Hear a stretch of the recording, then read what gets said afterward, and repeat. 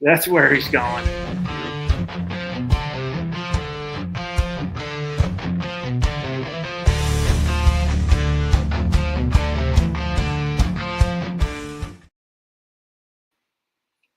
Good afternoon, everyone. Welcome to another episode of College Blitz. I'm Russ Morgan here with my man Q from the I Hate Football podcast. Q, first off, this year has flown by. I can't believe that. I mean, we started this and we met each other about 10 minutes before the show. It's definitely hard going on. It's the second time for me not knowing what type of chemistry you had. This has been easy, but been super easy chemistry with you, nice back and forth. But we're right. The season's almost over. It's gone too fast. I mean, we got bowl season, and then we had the college football playoff announcement on Sunday. So this is just gone way too fast.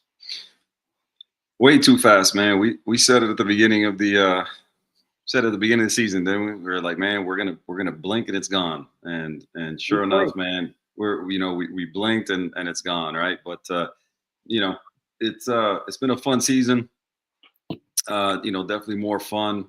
For the 12 teams that made the playoff, and it's also fun to see the Notre Dame crying Irish fans, living up to the nickname, not being in the playoff. I don't know which one I'm more amused by, is the fans or their AD. Just he's on the mic and he's just diarrhea of the mouth, and how they were betrayed and how they were this and that. It's like, come on, man, why don't you just be an adult? Be an adult.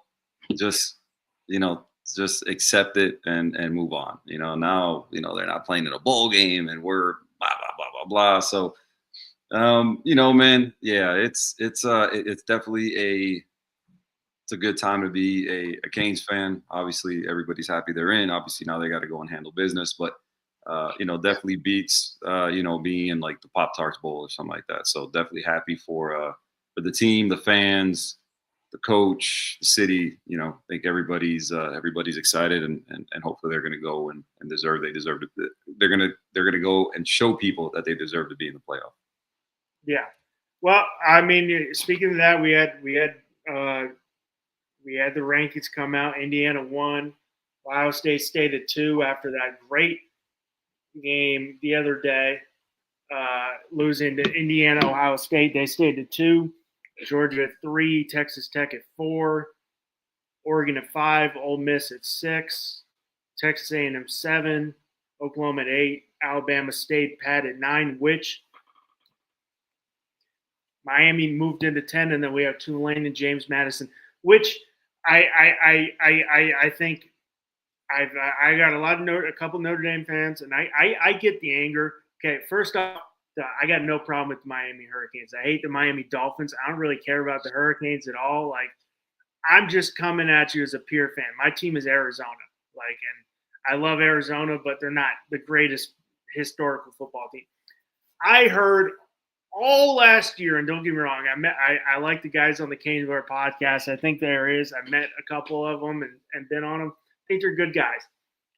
All last year leading up to the Canes not getting knocked out, not being in the rankings, Alabama's over, bitching and moaning about Alabama getting in. First off, the ACC is trash. I'm sorry. I think Miami is obviously the best team there, but it is a garbage conference right now. Mm-hmm. Second, I'm sorry, Q. You kind of took in strides coming into the rankings before Sunday. That, hey, you gotta wait till it plays out. The Miami fans were bitching and moaning until Sunday. But rightfully so, they should have been in. They made the committee made the corrections. Head to head's got to matter. But and now you see it vice versa. I'm like, all right, like I get it. As a fan, we're obviously, none of us are part of it. We're pissed off our team didn't make it. But unlike now I'm seeing, we're going at Miami Notre Dame fans who are bitching and moaning not making it. The AD, to me, I'm like, sit down, just shut the hell up. I get it if for the team deciding not to play. If that's the team's decision, that's fine. No one's came out and said that. They're just blaming Notre Dame for pouting. But I mean, like there's two issues I have with the one main issue is you couldn't, which on both sides doesn't make sense. You couldn't punish a team like Alabama that goes to play in the conference title game, beats Georgia in the regular season, loses. I would have took them out after that bad loss, but you can't set that precedent if, hey, we made their conference title game, we beat this team in the regular season, oh, we lose in the conference title game, we're out. Then that would set the precedent. Why would I go play the conference title game if I'm in before? Second, but on the other side, BYU had a better strength of schedule. I know we both don't see it that way, but if you're going off of what it is, BYU had a better strength of schedule than Miami and Notre Dame. So on one side, they do it correct with Alabama. You don't want to set the precedent of a team that, hey, you're going to get knocked out for playing an extra game. But on the other side, BYU's got just as much as grudge as Notre Dame. They're like, hey, we were 11-1 going in. We lost. Why is it right for them and not right for us? Now, I think on the other thing, I know we differ on this. The group of five is really messing me up now. Like, I'm happy they got one in a deserving year. Like last year, I think Boise State deserved it. Did they deserve the bye? No. You're telling me JMU, I really like the story going from an FCS to the FBS, but do either of those teams deserve it? I think they got to either. Russ, do me a favor. I'm sorry to interrupt everybody. Just give me 2 seconds. I gotta plug this computer before it dies. I'm sorry. Hold on. Oh, I'll get. I just think, in my opinion, you gotta set some precedents. We're not just giving the Fs and group of five team just an in just to get in. I'm sorry. As I'm seeing it from this year and last year, this 12-team playoff's been a fail. I'm not saying, in my opinion, it's been a fail altogether. It's not been successful. I look at football in general, so it means I want good games every time I go. I want the 12 best teams. Just because I got one good game here, I mean, like last year, the first round of the playoffs was dog shit. So, I mean, that's where I come. I just, to get the group of five, I know Q had to make sure he plugged in his computer before we don't want to cut out. But I was saying, Q, I think, in my opinion, AD, how we doing? Thanks for tuning in, man. We always appreciate you. AD. Thank God you tuned in after my Miami rant. It wasn't bad. I got nothing against the Hurricanes. I don't like the Dolphins. Nothing against the Hurricanes. I think they just like. I think at the end of the day, my problem is this 12-team playoff. And maybe it could change. I don't think it's been a successful. Last year was not successful. I didn't get good games until the last four teams. I want a good. I don't think we're going to get that too. You're telling me JMU or Tulane is going to be able to compete? Now, we might get some better games. I think this year we should get some better games, the teams. But I don't think it's been successful. And I even said, I went on Sammy's show the other day. It's our fault. It's us as fans in general, because we always complain. We want more replay. NBA's now starting to die. We want more teams because we don't like the BCS. So we want more. We want 4. We're always going to want more. So now they're saying 14 to 16 teams. It's not going to be good. Maybe 14, but in years like this, 14 would work. But in other years, it wouldn't. Like you're telling me last year, 14 or 16 teams getting to the playoffs would have worked. Last year, we might have had 5 teams that could have, 3 or 4 teams that could have won it. Now this year is different. But you're telling me next year that would be the same? You don't know. I just think the 12-team playoffs kind of been a failure. Well, I mean, let's start. Let's kind of start at the very beginning, right? In terms of the gripes, right, that are being had, right? Are they justified or are they not, right? The only gripe really that I see, if you're a Notre Dame fan, right, justifiably, right, you can gripe all you want. If you're telling me, well, they've got a gripe, okay, you can have a gripe with, obviously, first and foremost, you're going to start with the college football playoff committee. Obviously, they left you out. Second, in terms of teams, you're looking at the teams that you're comparing yourself against. One, Miami, right? And that's kind of where the debate began, right? When you're looking at strength of schedule, strength of record, you're looking at all the head-to-head, all the common opponents, right? Where Miami was better than you in 3 out of 4 of them, and the one that you were better in, they literally had a lacrosse player starting at quarterback, right? So they literally couldn't move the ball against you, and you ended up kicking the hell out of them, right? But every other game Miami showed better than you against common opponents. And then the prevailing metric of everything is they beat you head to head, right? So right there you lost that one. In terms of the BYU side of things, man, the strength of schedule, strength of record, and everything.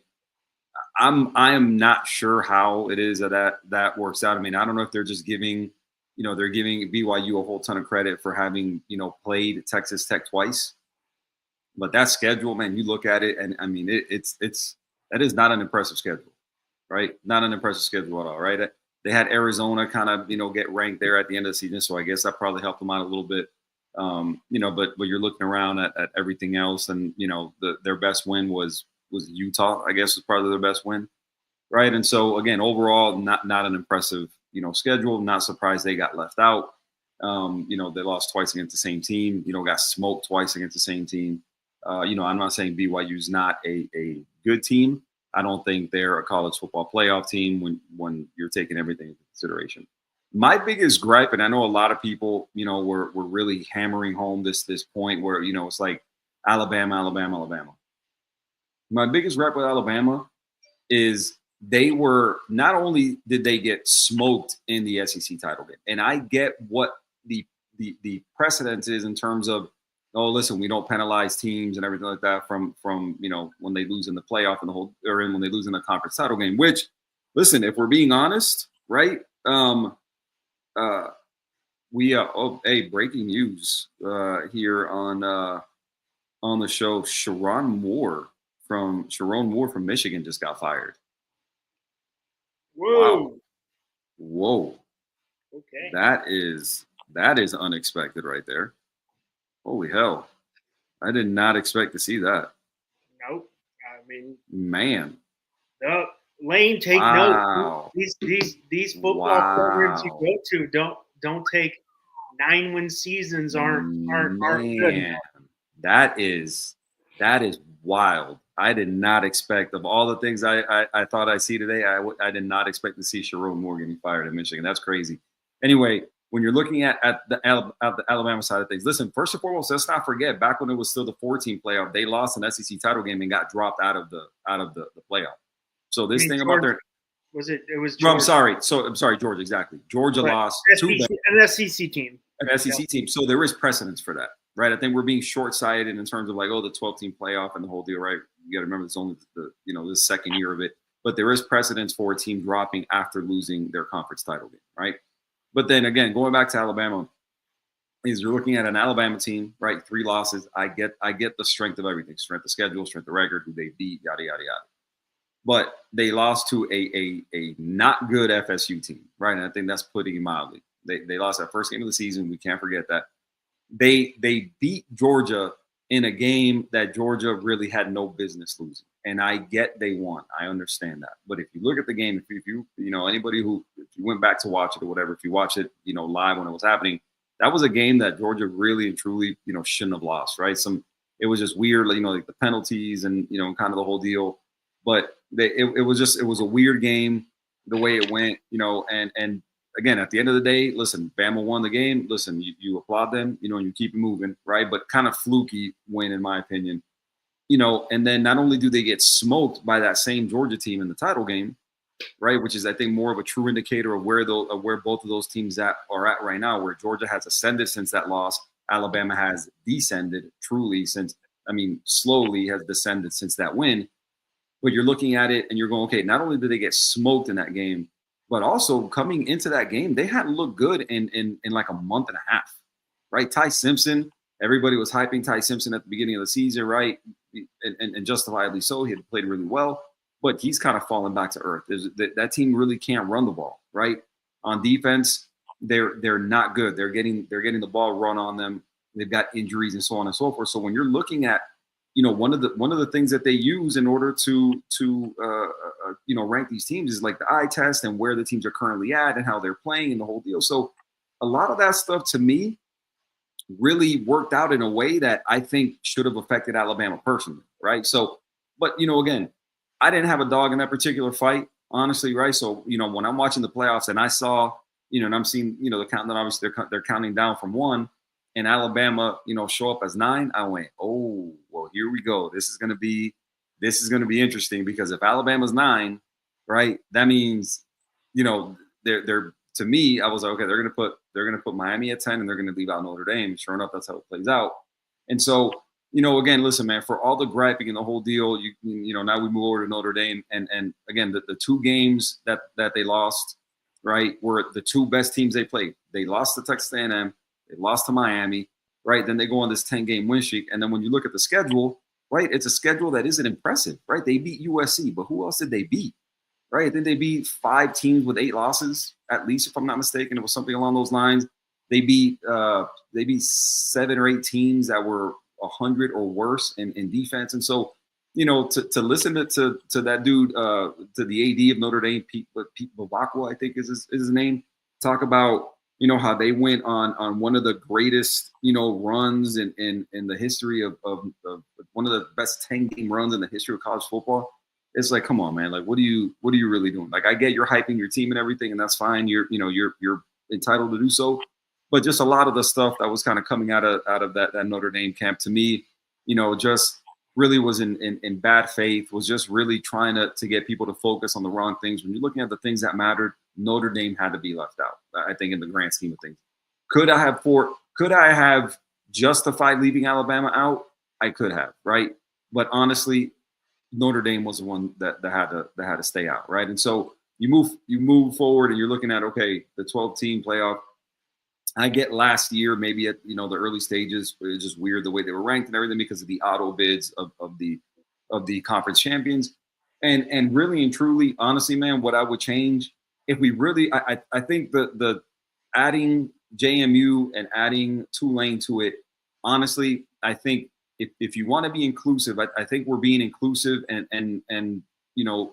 we're making inclusivity more important than getting the best teams into the field, if we're being honest, right? And so, again, listen, if you want to be inclusive, you know what? Give me the highest ranked group of 5 team. How about that?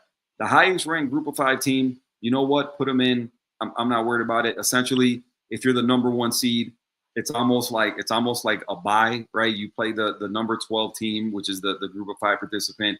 And essentially it's like you play, but you got to bye, right? If we want to make everybody play, I know the top 4 seeds kind of get a, that first round bye. But, again, if we continue to move on, if we make it 16 teams, I'm sure there's still going to be byes and everything. But somehow, some way, if you want to be inclusive, you want to include the group of 5, the highest ranked G5 team, and call it a day. Two group of 5 teams, honestly, I think I disagree with it. And then on top of that, you're giving it to the number 5 team. You're giving them to the number 6 team. I don't know, man. Something has to change. I don't have an issue with the 12-team playoff, honestly. I'm sure at some point we're probably going to move to 16, if I'm being honest. But again, I don't have an issue with the 12-team playoff. The more games, the better. As far as I'm concerned, I want to see more playoff games. And then at the end of the day, man, when you're looking at forecasting games, it's hard to really forecast. Ole Miss is going to win, right? And that's the other thing. We've already seen that game. They won by 5 touchdowns. And then, JMU, I would be shocked if they score double digits against Oregon. So when you're looking at all those things being present, man, to me, give me as many games as you can give me, in terms of a playoff, obviously within reason. But at the end of the day, we have to find a way to eliminate the two G5 teams. I think, again, make it one. I don't think two should be in. And then on top of that, to me, when you're taking all things into consideration, you're looking at the field and again, find some way to adjust the buys or how many teams get in or something like that. But again, leave the G5 teams out, make it one G5 team, I should say. And then listen, one thing I think they should have taken into consideration is eliminate the rematches, right? Because we've seen Ole Miss and Tulane, and then we've seen Alabama and Oklahoma.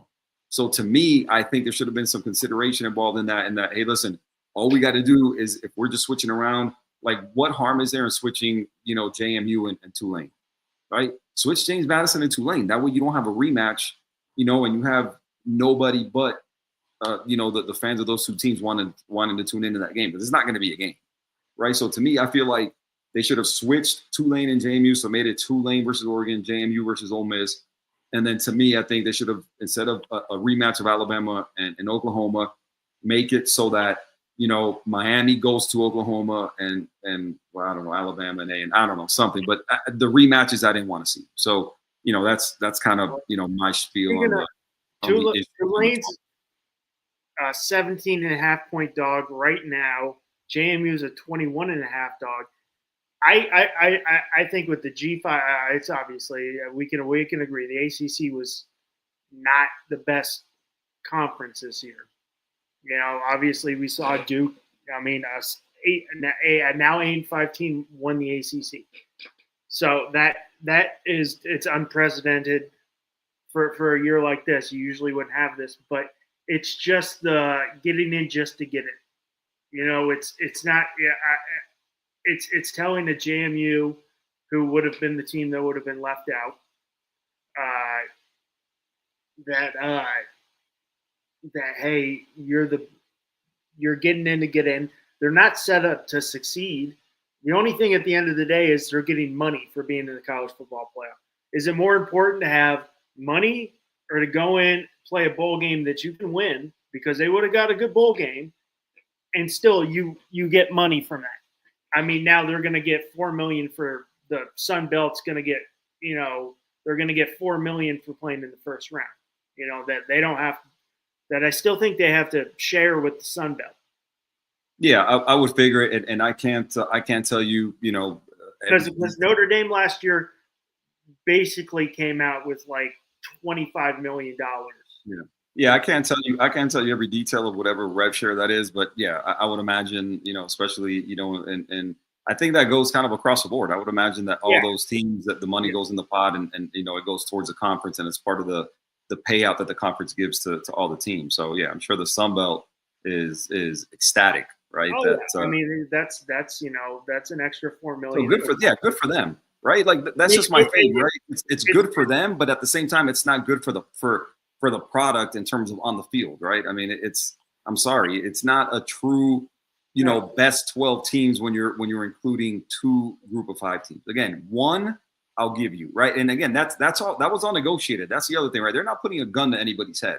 So like, I don't want anybody to think it's like, oh, you're anti this and you're an elitist. Like, no, listen, my favorite team plays in the ACC, right? Like I get that shade gets thrown, the group of 5's way. Like, I understand it.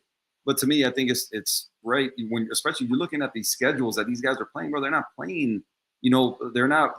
They might play, a couple of Power 4 teams, and they're losing, right? And so, again, South Florida beat, a couple Power 4 teams and everything like that, and but again, I saw the schedule for James Madison, and I was like, come on, man. If you just tuned in, we broke it. My man Q broke it earlier, but Michigan did fire Sharon Moore. They found credible evidence was found that Coach Moore engaged in inappropriate relationships with staff members.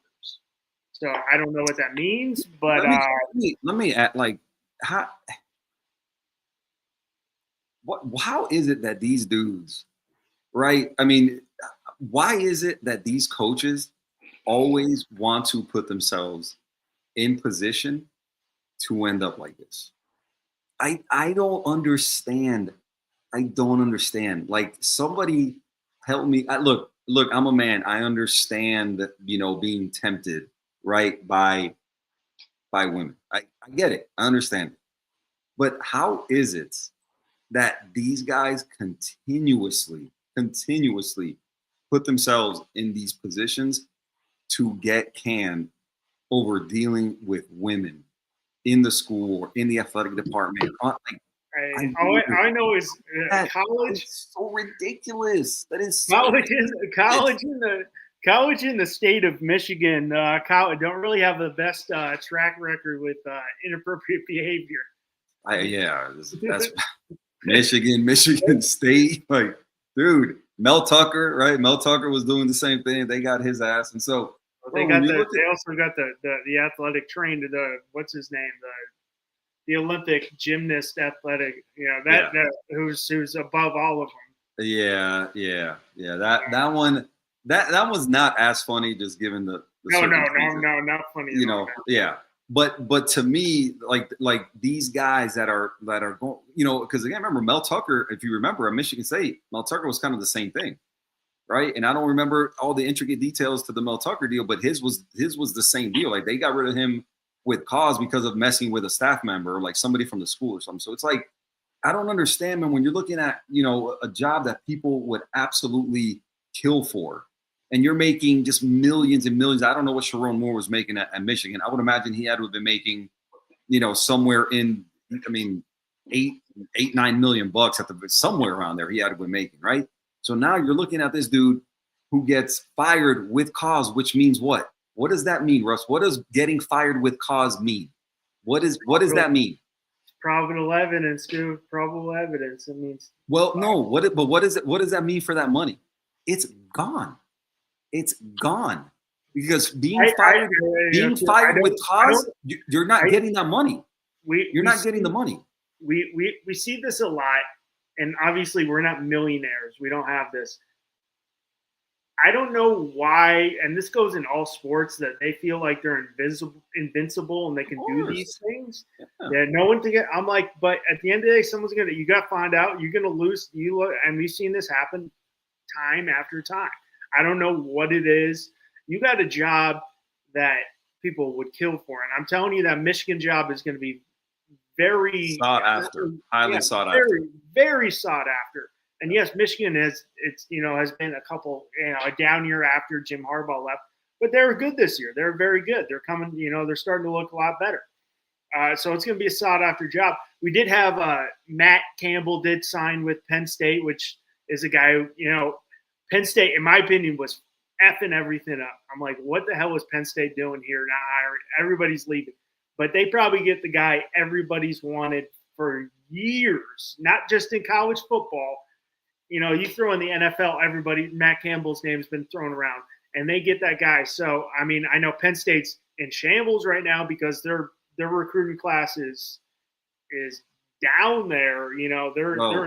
They signed like 3 players. Yeah. They signed like 3 players. Talk about like group of 5. They're at the bottom half of the top. They were down there sandwiched between like Prairie View, A&M, and like who knows who else. Like it literally, like they were like right above like Prairie View, A&M in terms of their class recruiting ranking. So yeah, Miami Sports 72. I don't think Jeremiah Smith's leaving Columbus anytime soon. I don't know about CJ Bailey. Listen, I don't know about the CJ Bailey part of things. I mean, I like the kid. I think he would be good in Shannon Dawson's offense. Jeremiah Smith, man, I just don't see it happening, man. I get the Brian Hartline, dynamic.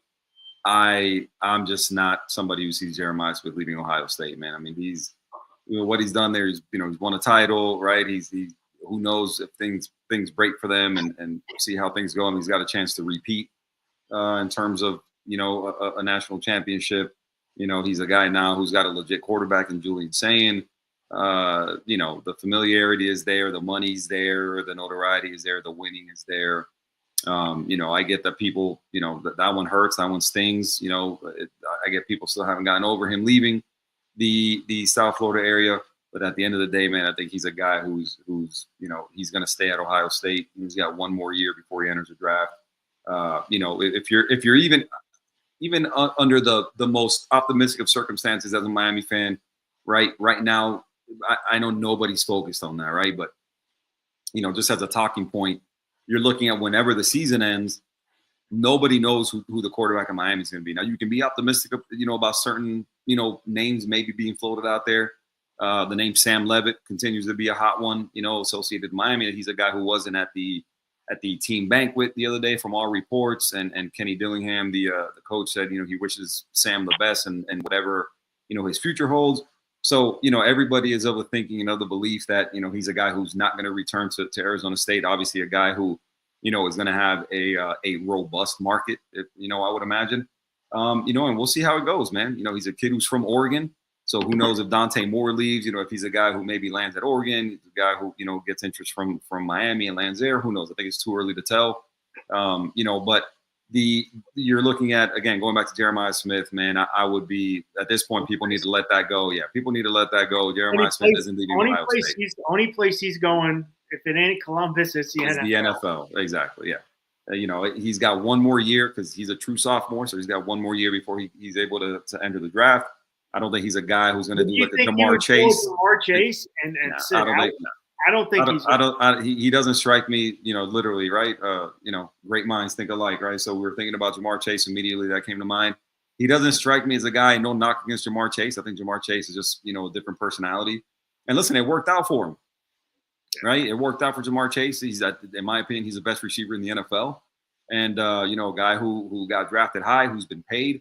So obviously it worked out for him. I just don't see Jeremiah Smith as a guy who's going to pull that. Oh, I'm going to sit out to get ready for the draft. I don't see it. I just don't think it's in his personality to do so. But who knows, man? Weirder things have happened. And in this age of college football, you can't really look at it and go, oh, that's impossible. It won't happen. Because listen, I didn't expect Sharon Moore to be fired today, and it happened.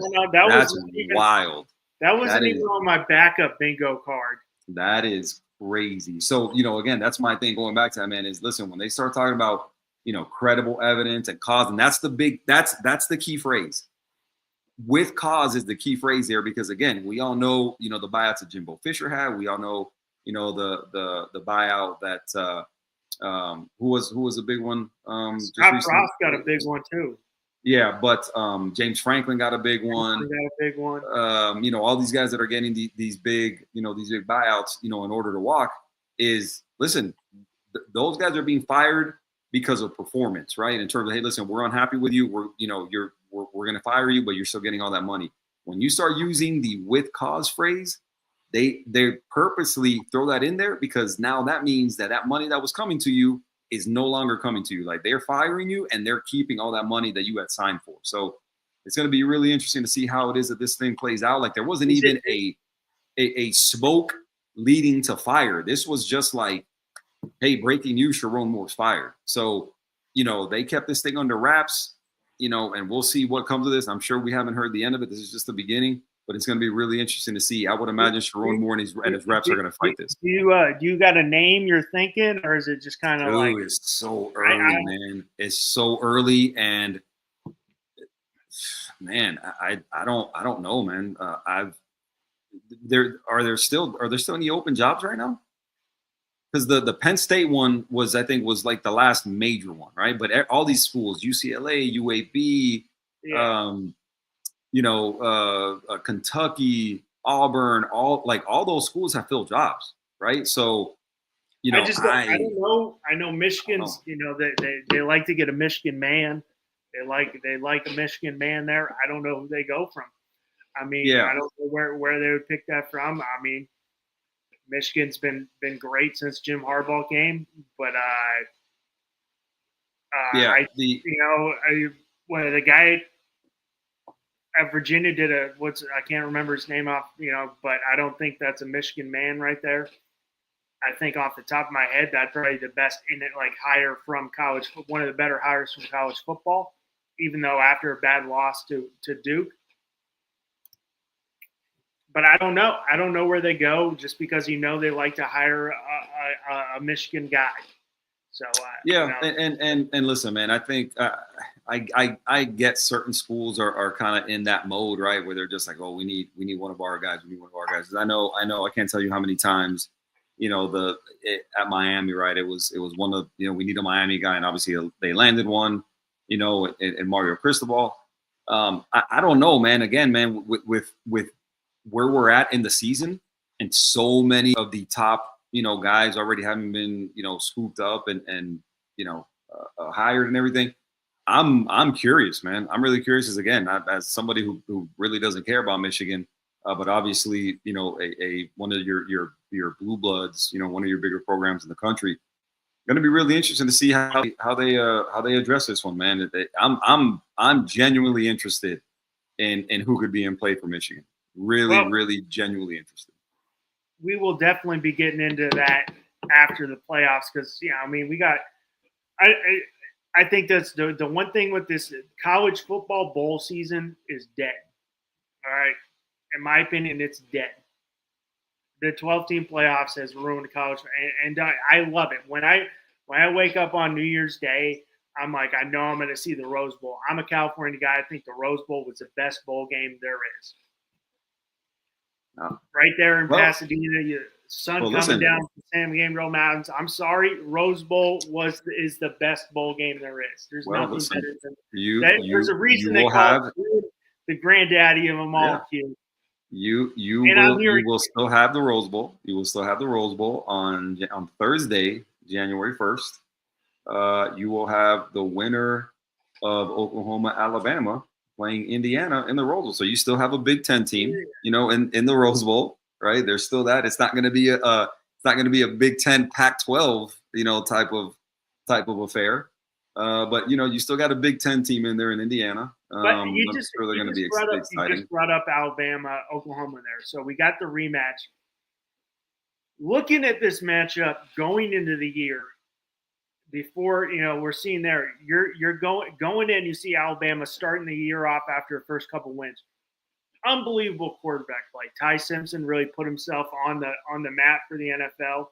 John Mateer was considered he could be a first overall first quarterback off of the board.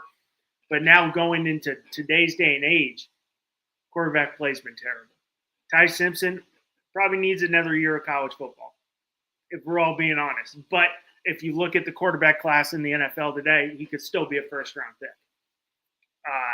That what they're projecting. John Mateer has not been the same since he came back from that thumb injury. What are you expecting? I mean, I know what I'm expecting in this game. I mean, it's going to be a nasty SEC football game. But what's going to be the difference maker? What's going to be the keys for victories from Alabama and Oklahoma? To me, going in, I guess before the keys, right? Listen, I guess let's go with the obvious, right? Which quarterback is going to be able to show that what they've put on tape the last 6 weeks isn't who they truly are, right? You're looking at a guy in Mateer who, man, since the Red River rivalry, has right before that, right? Because he was injured and the whole deal, but he came back in that game, and since then, dude, he just has not been good. Has not been good. Everybody was wondering whether he came back too quick. He probably came back too quick. Right now, they're in the playoff, and the whole deal. So, I guess it's up to everybody to debate whether it was worth it or not at the end of the day, right? I'm sure he felt some pressure to come back and everything like that, but I think he hasn't looked good, and then Ty Simpson. He did look good. He hasn't looked good, in the recent past. And so, let's see which one of those guys can break free from this, crappy streak that they've been on, and play well and move on to the next round. It's two teams backing into the college football playoff. Yes, they've been getting wins. Alabama, minus the Georgia, they've been winning. Oklahoma, the same thing, but they are back. They're not at full strength. I mean, the one thing you see at Alabama in recent, in history is they've always had a very strong running game. They have zero running game. I mean, Miller's got 493 yards. Was it Dax Hill or Daniel Hill's got 290? I mean, you look at Alabama in history; they've always had a dominant run game, and the quarterback, hey, you make 2 or 3 plays to keep us there, and our run game's gonna the run game for Alabama is non-existent. Well, and that's the problem, right? Is just like you mentioned, the previous title teams with Alabama have all started up front, right? They've all had, great O-line, opening the holes for great running backs. And this year with Jam Miller being hurt, and so on and so forth. Right now, the pressure has kind of, has fallen on the quarterback, right, to make things happen. And he's a guy who's, he's mobile, right? Ty Simpson is a mobile guy, but at the same time, Ty Simpson is a guy, he's not a big dude, right? Ty Simpson isn't Lenore Sellers, where you want him, turning the corner, lowering his head and running into linebacker, right? So, he runs when he has to and when he needs to, but I don't think Ryan Grubb and Kalen DeBoer want that dude, dropping back and running the ball, 15, 16 times a game. Ty Simpson was the number 1 rated dual threat quarterback in his class. Yeah, I mean, I can see it. I mean, that doesn't surprise me, but I'm like, but it's he's a dual threat guy. It's a guy who moves, right? Again, but he's not a big dude, right? Oh, he's like Lenore. Yeah, Lenore Sellers is 230, right? Ty Simpson is not, right? And so again, he's a guy 208. So definitely. Yeah, and I'd say he's probably closer to 200 than 210. If they exaggerate a little bit. Of course, like he may have weighed 208 at some point. I don't think he weighs 208 now. Like Ty Simpson, like I said, I'm not saying he's slight necessarily, but Ty Simpson is not a big dude. And so again, it's an Oklahoma defense, which is the reason Oklahoma's in the playoffs now since Mateer got hurt. The reason they went 10-2 is Brett Venables has his defense, and that defense is nasty. Yep. But they've got a guy who can run. They got a guy like Mateer. Mateer is a sturdy dude. You look at Mateer, like from the waist down, he's a guy who's, he's like big. He's got big legs, right? He's got like a big bottom half. Really big thighs Mateer is 6'1", but he's 224. There you go. And he looks it. Mateer looks 224. Right. He's a guy, like I said, who obviously, again, nobody wants, their taking, big time hits. But Mateer is a guy who is better suited, to take that punishment. Right. And so, again, man, I think Oklahoma, because of that defense, I think Mateer does just enough. Even though, again, I don't think it's going to be a very high scoring game. But if you made me choose, honestly, I'd probably go Oklahoma in that game. They're at home. Yeah, Norman, that's going to be rocking. Yeah, they're at home. Again, but do I think that they're going to set the world on fire on offense? No, I don't think that's going to happen. Well, yeah, I'm with you. I think Norman's, the rematch is a little distant. I would have liked to see maybe not a rematch, but you can't really do anything about that. I mean, if you're putting them at 9, they're 8. But being in Norman, I think, Mateer's been so far removed from his injury, and he's going to have, another 10 days off. He should be good to go. But, I mean, Alabama is definitely not looking like Alabama. Tyson, I think that defense wins championships. I don't think they can win. But in the case of this game, they hang their hat on defense, which what Brett Venables wants. It's going to really come down to which quarterback's going to be able to make a big play. Can you get me 2 or 3 big, first downs to keep it going, because that's what they need. But I would lean I'd lean more Oklahoma, definitely having being in Norman. I know my family wants Oklahoma. My sister went to OU, so I got to go with you. I gotta root go OU on the family side. Boomer Sooner. What was it? They go Boomer Sooner.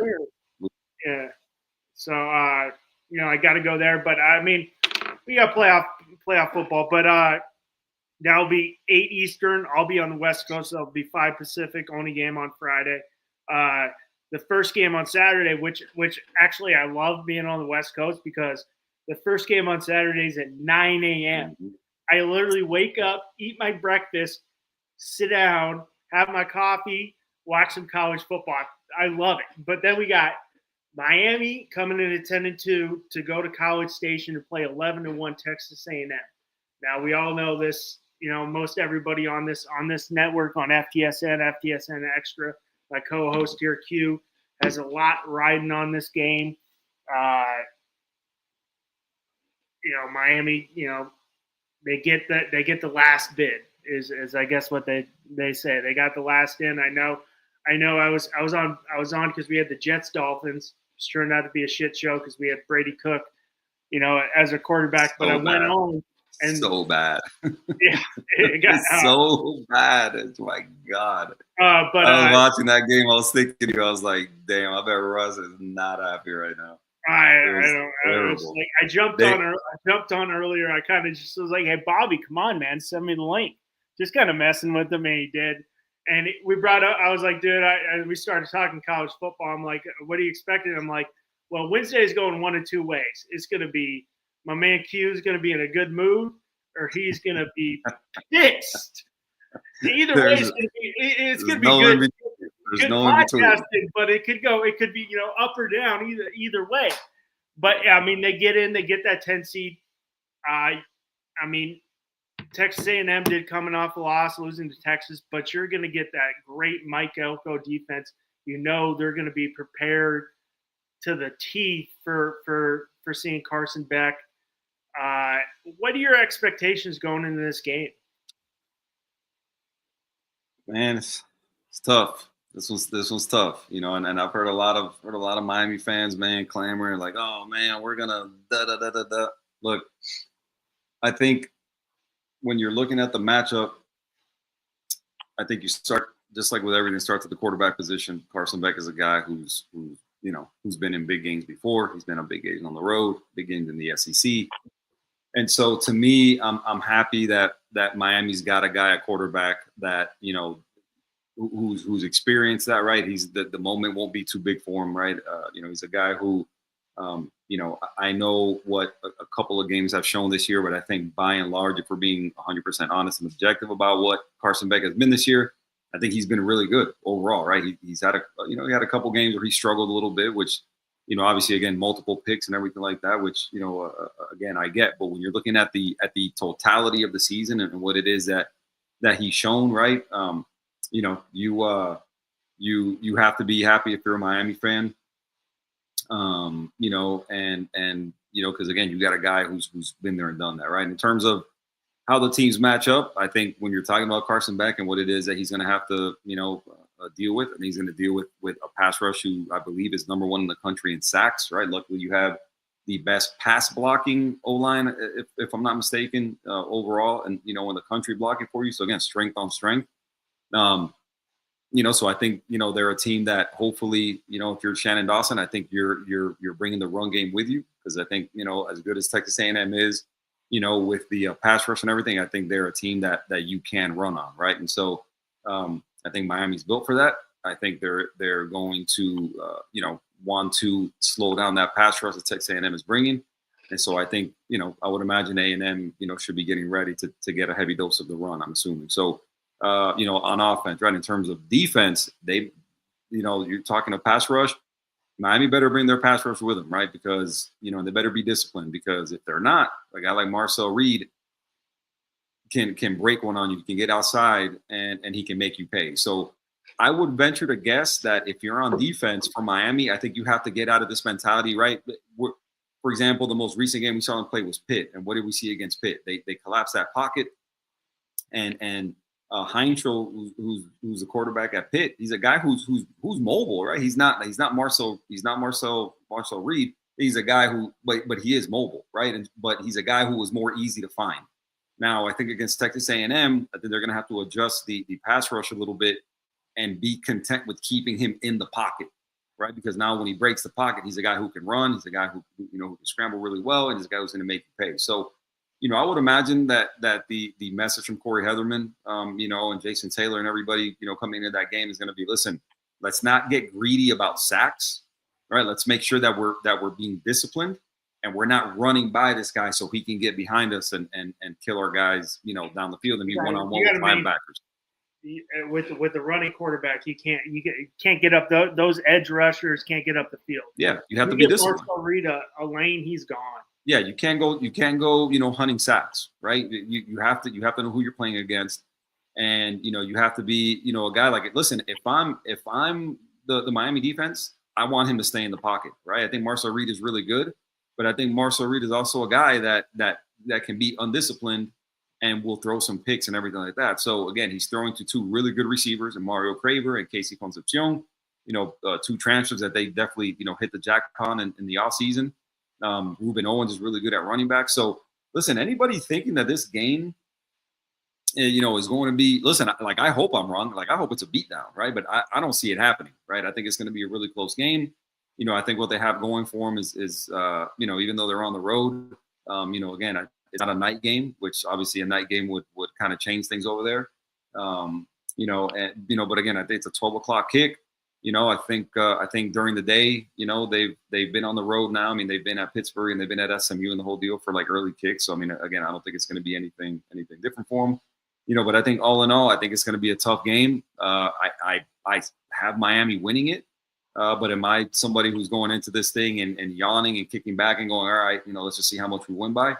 No, I'm definitely not in the camp of people who think this is going to be. I just want a good football game.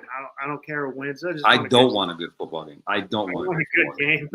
I want a snoozer that's over by halftime. But unfortunately, I don't think I'm going to get that. Texas A&M did get some good news. Marcel Reed is coming back next year, so he will be back next year. So they did get a little good news. But I mean, this is a team that one bad game. And now they're in this situation. They got to play, right on December 20th at 11 a.m. local time. 11 a.m. local time. Sure. So, I mean, I think it's going to be a great game. I mean, I think Miami's going to be ready to go. You definitely have the experience as your quarterback, but we all see what Mike Elko does as a coach. He did it at Duke. He's done it at Texas A&M. They don't look past anybody. So, I mean, I think it's going to be a great game. We got two great defensive guys going at it, defensive teams playing. So, I mean, it could be at the end of the day, this could be a defensive ball game, which I would not, a 23-20, 27-24 type of game, which is crazy to think that that's a defensive ball game, but it is. But these days. These days, again, man, those are two offenses that can score, right? I mean, I think you're looking at, the line of scrimmage. They're both really good. You're looking at, two really good quarterbacks. You're looking at a team with, that they're good at receiver. They're good at running back. They're good at defensive end, so on and so forth, right? And so I think both teams have also showed that you can throw on them, from time to time. I think Texas A&M has showed you can throw on them. I think Miami has shown.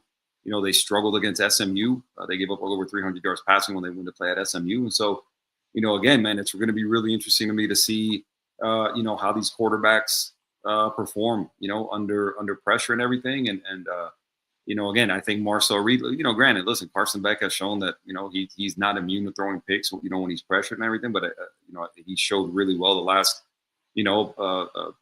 5, weeks or so of the season. But Marcel Reed is a guy who I think will make mistakes. I think if his guys aren't open and everything, I think he's a guy who, if he can't run, he'll panic, and I think he'll throw a pick or two if he's pressured. So again, I think it's going to be a lot of strength on strength. Excuse me, and I think it's going to be a good game. Big on big for sure. Yeah. And then we go into the last two games, which we both expect a snooze fest with Tulane, Ole Miss, the rematch.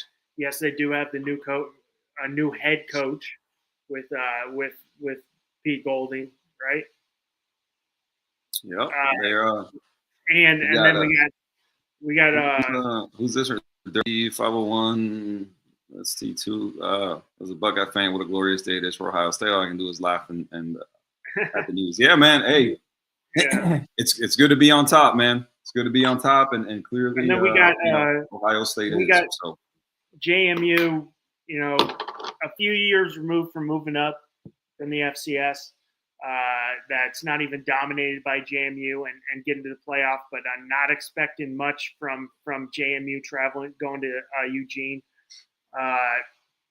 I don't even really want to talk that much about these games because I'm not expecting much. I won't be putting any money on these games. I did put some money on college football and lost every parlay I had by one leg. I did bet on Miami in one leg. I had the Pitt Miami game. I took down the over under a little bit and took Miami to cover. So my over under was 43. They scored like 45 and they covered. But then like the next one happened. I had Virginia at 4, so I was like I had a free bet on Saturday. So I was like I just want to make some money. So I had Texas Tech. I wish I took the spread, but I was like just in case I'm going to take them to cover. I had Georgia getting some points. I'm like just in case, and then I had Indiana getting point, and I took Indiana with the points. I'm like Virginia's going to cakewalk this, so I took Virginia. I was feeling pretty going into the night game, and even though I'm like, all right, score a touchdown in overtime, that I still win $40. I'm like, and then Duke just ruined everything for me. Granted, I didn't lose any money because it was like a deposit. Yeah. It was a deposit match, so they gave me the free bet. So I put in the money. They gave me the $10, and I took the money out. So I did. It was free, but I was like, I could have used $40. That would have been some nice drinking money. You know? There you go. Yeah. Get some brewskis. Be some brewskis. Yeah, I mean, but that ended quick. But of the, I mean, obviously, no point talking about the two group of 5 teams in those two games. I think we're both in the same path that we don't see much happening there. But of the 4 bye teams, you know, Indiana, who played a hell of a game to win the Big Ten title. First outright since like 1945 or something like that. It was like an insane number. Of those 4 teams in the bye, who do you think's got the best chance of, you know, Indiana, Ohio State, Georgia, and Texas Tech? Which, hey, I'll give you credit. You did say Texas Tech in the Big 12 title game. But yeah, that was a good call. I got that one, didn't I? I got that one. Yeah. Man, listen, when you're looking at the path in terms of, you know, let's say the team's on bye and obviously, you know, who would have the easiest game after that, man. Honestly, you know, I'm looking at possibly Georgia playing Ole Miss, right? And I don't know if maybe I'm wrong on that one. I think Georgia handles Ole Miss in the second round. You know, I think Indiana, you know, getting the winner of you know, Oklahoma and Alabama, you know, I can see them, you know, I can see them probably winning that offense, you know, on offense and defense, man, because those guys are, you know, we forget that Indiana scored a bunch of points, so they also play, you know, great defense. Yeah. So I can see them, depending on what that spread is in that game versus the winner of Oklahoma, Alabama, I can see, you know, Indiana kind of handling business there. You know, obviously Oregon handling JMU and then going to, you know, playing at Texas Tech or playing versus Texas Tech. That's the game I'm probably, and obviously, you know, again, aside from if Miami wins and moves on against Ohio State, that would be enormously intriguing. But of our automatics of what we know more than likely is going to happen, that Oregon-Texas Tech game, I'm really, really, really intrigued by. I'm really interested to see. Really interested to see how for real. And listen, and I don't think that they are not for real, right? I think Texas Tech, when you're looking at especially the defense, I think they're really good. Was it offense? Chris Rodriguez? He could be. Was it their linebacker? Yeah, I think it's not Chris. It's Curtis. I don't know. Rodriguez. Yeah, they call him C-Rod. I think it's. But he could definitely be that. Could be a guy in New York for the Heisman. Texas, I won't even. Didn't they announce a finalist? Oh, they announced a finalist, didn't they? Oh, did they? It was Pavia, Julian Sayin, Jeremiah Love, and Mendoza. And Mendoza. Those were the 4. Yeah, so Rodriguez didn't make it. But listen, he won the Butkus Award. Now, Beach 89, I don't think Texas had a case. You lose to 3-8 Florida, I don't know. Let me see. Yeah. Texas was robbed. No. Texas wasn't robbed, my friend. Sorry. When you're looking at the schedule, man, look, I got some good wins, but look, they got dominated. They got dominated by Florida, right? That game was not close. They got the brakes beat off them by Texas. Who else is they lost to? Granted, yeah, they beat A&M, right? I get they beat Oklahoma, so they had some good wins, man. But I think their losses, were just not good losses, man. Like I said, they got smoked in Athens. I guess Oklahoma and Georgia, even though they got killed by Georgia, Ohio State was a good loss. And they lost, yeah. But listen, I think way too much was made of like, they're not getting penalized by losing to Ohio State. Like I don't think that was the game they're looking to go, oh, they went to Ohio State and lost, and that's why they're not getting in. No, that's not why they're not getting in. It's because they got dominated by Texas, they got dominated by Florida, and it was just too little, too late, man, in terms of what they showed and what Arch became. Yeah, he looked good at the end, but I think it was a very uneven resume when you're looking at their performances and everything, man. So. Listen, man, I got to disagree with Come Here Now Beach 89. I don't think they were robbed, man. I just think, listen, if this was a 14 team or a 16 team playoff, yeah, man, they would have been in. Vanderbilt would have been in, so on and so forth. It was so refreshing. Now that I mentioned Vanderbilt, just to kind of go off topic a little bit, it was so refreshing to hear their coach, Clark Lee, come on and say, well, we didn't do enough. We didn't do enough, right? And so it's so different than the tone of so many other teams that didn't make it in. It was so refreshing to see a guy get in front of the camera, own the fact that they didn't do enough, that they didn't get in, and say, hey, listen, man, we got to do better, right? It was so refreshing to hear that after hearing the babble coming from Notre Dame and hearing the babble coming from Sarkisian and everything like that. Like, I'm just glad that somebody stood up and owned it and went, we didn't do enough. Is what it is. We'll do better. I like that somebody had that kind of person or that kind of opinion on it and that kind of view on it and said, listen, if we would have done more, we would have gotten in. Period. So it was refreshing to see that from Clark Lee. So what did JMU is the school of Charles Haley, Gary Clark, and Scott Norwood. They have Sammy, how we thanks, man. Appreciate it. Listen, Charles Haley's not walking through the door. Gary Clark is not walking through the door. Scott Norwood is not walking through the door. I wouldn't want Scott Norwood, lining up for a last-second kick on my team personally. If you know, you know. They have a chance. No, they have a chance to play one extra game. You made an enemy of everybody in upstate New York right now. I'm sorry. Like, what do you want from me? Like, look, I could tell you with 100% certainty, I did not know Scott Norwood played at James Madison. Good for James Madison. Again, nothing against them.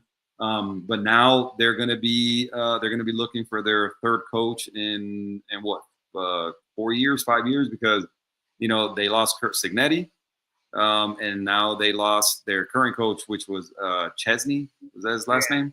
Going to UCLA, and apparently, from everything I'm hearing, people are saying that UCLA hit it out the park. Like, apparently, this dude Bob Chesney is like an innovator. He's a guy who's a great coach, and apparently UCLA should be super ecstatic about landing this guy. I don't know anything about him.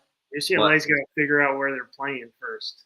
Yeah, UCLA has a lot to figure out, if I'm being honest. Because now the Rose Bowl's like, oh, we're gonna make a bunch of sky boxes, and the Rose Bowl is trying to do whatever it can to keep UCLA there. So,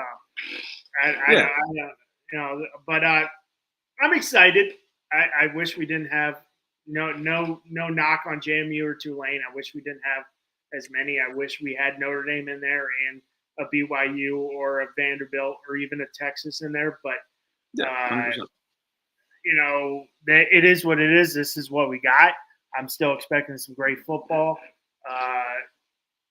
I'm hoping. Last year we didn't have a great first week, so I'm really hopeful this first week of the college football playoffs, just great games. I don't want great quarters like we saw last year when everybody told me Texas and Arizona State was a great game. I'm like, yeah, Texas played great in the first quarter and then went away. Arizona State played like crap. I had 2 good quarters and then played terrible in the fourth. I'm like, when I think of a good football game, is it a good 4 quarters of football game. So I'm hoping we get just good 4 quarters of football. If we get extra football, I don't complain about that either. But Notre Dame Penn State was a great game. That was a great game last year. Yeah, very good. Yeah, very good game. You know, we forget how close Penn State really was to making that title game. Yeah. You know what a difference a year makes, right? With James Franklin. You know, and Texas was close too. They were very close. 2 plays. We might have a Notre Dame national. You know, we might not have Ohio State win it all last year. So I mean, it ended up being good. I just wanted a whole. As a whole playoff, I'm like, give me good football every time I turn on the TV. I want a good game, not just a good national title game or a good semifinal game. Yeah, I think. Listen, I think when you're looking at the bracket, you know, to me, I expect, you know, at least if you're looking at the first 4 games, you know, I definitely expect, you know, 2 good games, right? I expect. You know, I think offensively, I don't think we're going to see anything great from Alabama and Oklahoma, but I think it'll be close. And I think, you know, with Miami and Texas A&M, I think it'll be, you know, a better game offensively.